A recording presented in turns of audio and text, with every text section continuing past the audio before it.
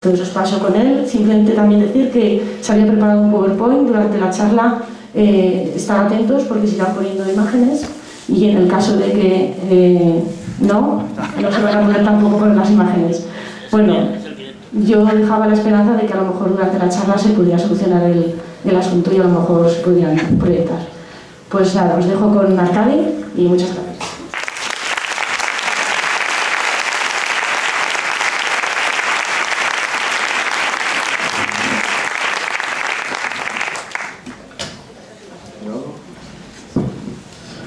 Bien, pues muy buenas tardes a todas y a todos.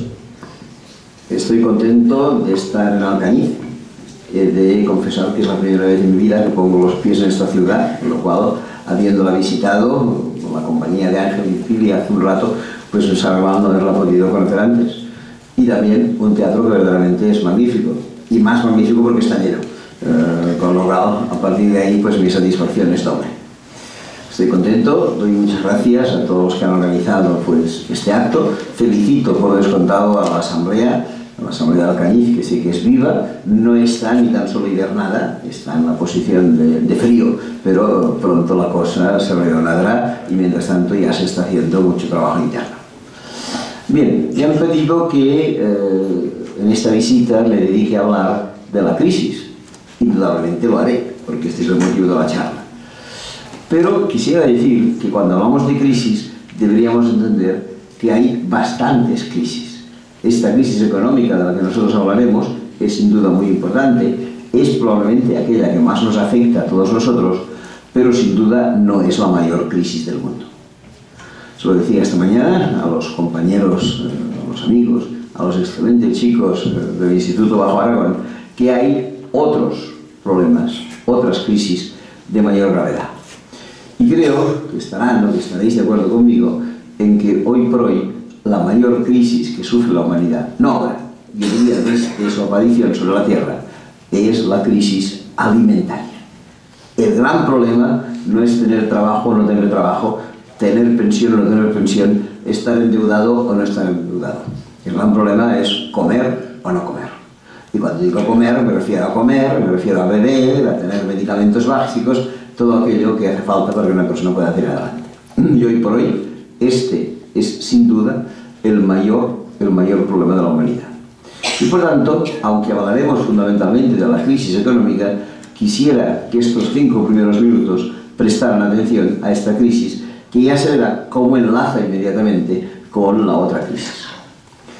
De la crisis alimentaria podríamos hablar de muchas maneras, pero yo quisiera recoger las palabras de un compañero, un amigo, que es de Tortosa, sí que por aquí hay gente de Tortosa, y que hace años que está establecido en Madrid, por esos puntos de Dios, y que se llama Federico Mayor Zaragoza. Algunos de la sala recordarán que este señor fue durante 12 años el director general de la UNESCO, y por tanto hemos de suponer que es un señor que goza de buena información. Tuve la oportunidad de estar con él hace unos meses, incluso de escuchar una charla suya, y en esta charla nos daba un dato impresionante. El dato era que en este mundo, según la información de Naciones Unidas, aproximadamente unas 80.000 personas mueren al día de hambre, o de falta de agua, o de falta de cobertura de necesidades básicas. Les aseguro que no hay nada peor en el planeta que el hambre. No hay nada peor. Nunca, nada, ni el peor terremoto, ni la peor guerra, ni el peor huracán, han llegado a matar a 80.000 personas cada vez. Y el hambre, sí. Sin embargo, lo más absurdo no es esto. Lo más absurdo es que en la Tierra de alimentos sobran y no faltan. Es decir, que no es un problema demográfico. No es porque haya más gente de la que debe haber. Cada vez el crecimiento de la población es menor y el problema demográfico, si es que lo hubo, está desapareciendo. Sin embargo, lo que es evidente es que la gente muere de hambre. ¿Y por qué? Si hay alimentos suficientes. Sencillamente porque, como todos sabemos, se reparten mal. Unos tenemos muchísimo, acabamos de pasar las Navidades y cada uno de nosotros es consciente de la cantidad de alimentos que sobraron. Vamos a un restaurante un domingo y nos damos cuenta de cómo se tiran alimentos. Vamos a un supermercado a las 8 de la tarde y vemos cómo se tiran alimentos. E incluso a veces ni sin tan solo recogerlos, según qué alimentos producidos gracias a las subvenciones de la Unión Europea, se acaban tirando sin tan solo hacer la recolecta correspondiente. Esto no puede ser, veréis, y así la gente acaba muriendo de hambre.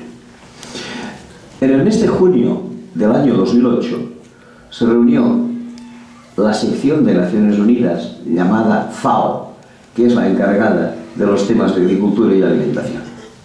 Tuvo una reunión cumbre en Roma y en esta reunión nos dijo que probablemente en el mundo este problema del hambre sería evitable. Sería evitable, dijo la ONU, con una inversión anual de 50.000 millones de dólares. Que si se pusieran en marcha estos 50.000 millones para hacer formación profesional agraria, para construir regadíos, para buscar bancos de pesca, para abrir granjas, para comprar tractores, en pocos meses eliminaríamos el hambre del mundo. Inmediatamente la ONU pidió a los países ricos del mundo que entre todos ellos crearan un fondo de emergencia para luchar contra el hambre, que debería ser aportado entre todos los países ricos del planeta y que permitiría esta erradicación del hambre. ¿Qué respondieron a esta petición de Naciones Unidas los países ricos del planeta? Que ni hablar, que sus presupuestos eran muy ajustados y que jamás conseguirían 80.000 millones de dólares.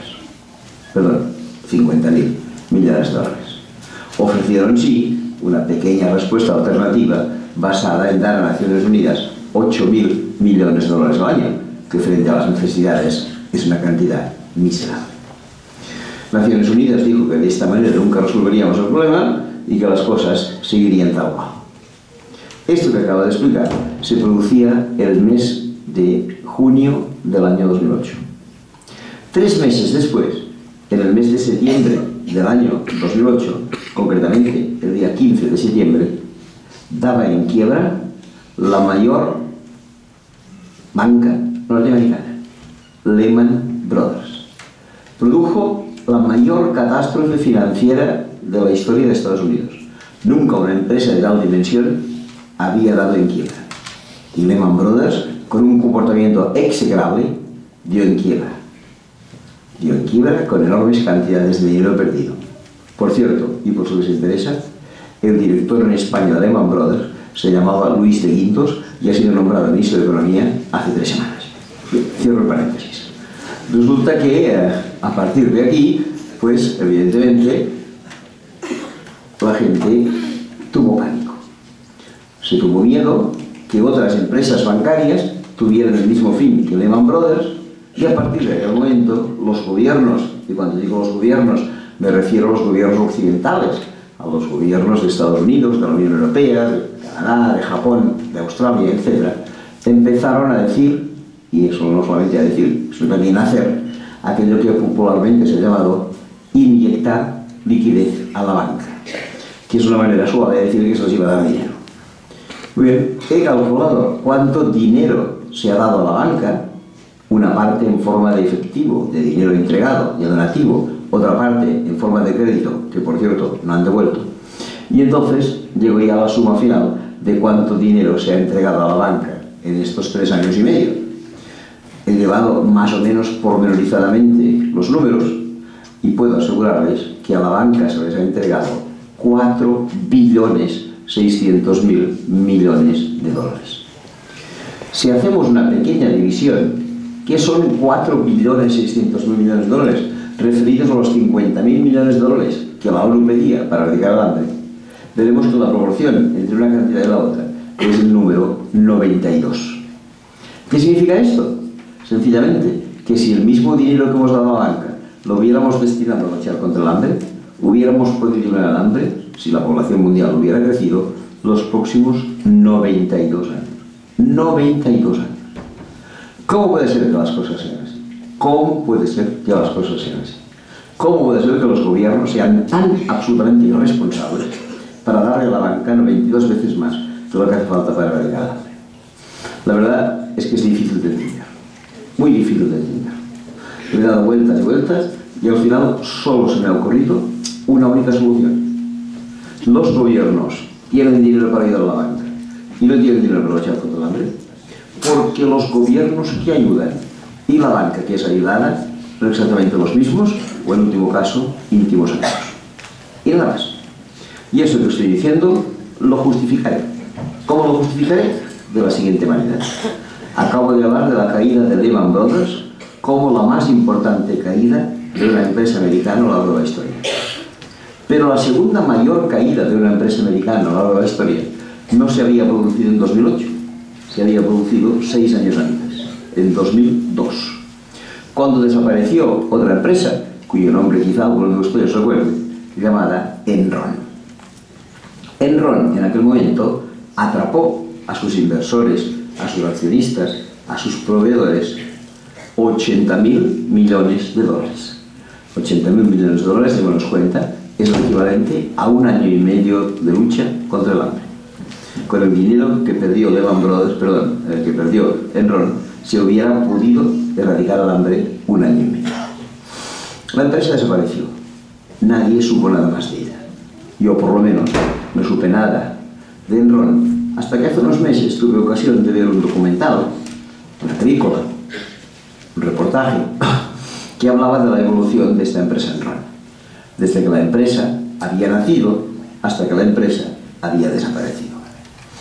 Y en esta película iba incluida la vida de milagros del presidente de la empresa, un señor llamado Jeffrey Skilling, que era el hombre que había engrandecido la empresa y que era el hombre que la había hundido. Tanto este señor Skilling hundió a esta empresa que si hoy en día alguno de ustedes quiere visitarla, tendrá que acudir a alguna cárcel de Estados Unidos donde el señor está purgando el cuarto de los 25 años de castigo que le han caído encima por estafa. Pues bien, en una escena de esta película aparecía este magnífico estafador de 80.000 millones de dólares, un día que para él debería ser muy importante, el día en que el señor cumplía 50 años. Se veían imágenes de una fiesta típica, gran fiesta norteamericana, es decir, muchos vestidos, mucha ropa, muchas flores, muchas joyas, y al final aparecía Skilling, que era el homenajeado, acompañado de 2 personas. Una se colocaba a su derecha, el otro se colocaba a su izquierda. Los 3 se fundían en un abrazo y los 2 amigos le decían a Skilling: hoy cumples, hoy celebras 50 años. Nos hemos desplazado para estar contigo en este momento. Hemos hecho incluso un largo viaje para no perder nuestra estancia contigo ahora. Ahí nos tienes a tu lado. Mirabas quiénes eran estos 2 buenos amigos que hacían un esfuerzo para acompañar a este estafador en su fiesta de cumpleaños. Y la foto de los personajes no engañaba a nadie. Uno se llamaba George Bush padre, el otro se llamaba George Bush hijo. Los que dan el dinero y los que lo reciben son exactamente los mismos. Pero cuidado, esto no sucede tan solo en los Estados Unidos. Esto sucede en España. En el mes de noviembre del año 2009, la reina Sofía cumplió 70 años. Como se ve que a la señora le gustó la música, le ofrecieron un concierto de celebración. Al día siguiente, los periódicos, todos ellos mostraban el momento en que la reina y sus acompañantes salían del concierto. ¿Quién se veía en esta foto? Bueno, como es de suponer, se veía la reina. A su lado se veía el rey, que no están de suponer, porque tengo entendido que no le gusta la música, pero aquel día asistió. ¿Quién más se veía en la fotografía? Bueno, pues su hijo el príncipe. ¿Quién más? Su nuera la princesa. ¿Quién más? Sus hijas las infantas. ¿Quién más? Algún marido que les queda a las infantas, aunque en pleno procesamiento. Bueno, estos eran los que aparecían en la fotografía. Y además de los que acabo de citar, aparecía una única persona, que no era de la familia real, la única, en medio de todos. Y me pregunté, ¿quién será este infiltrado? O mejor dicho, ¿quién será esta infiltrada? Porque se trataba de una señora. Leí el pie de página y me lo explicaba. Esta señora se llama Paloma O'Shea y está casada con un señor que se llama Emilio Botín, primer banquero y primer evasor de impuestos del país. Digamos las cosas claramente. Por eso hay dinero para los bancos y no hay dinero para luchar contra el hambre. Y de esta manera el hambre, y con esto ya termino esta primera introducción, seguirá persistiendo en el mundo. Cuando se aprobó a principios de este milenio aquello que Naciones Unidas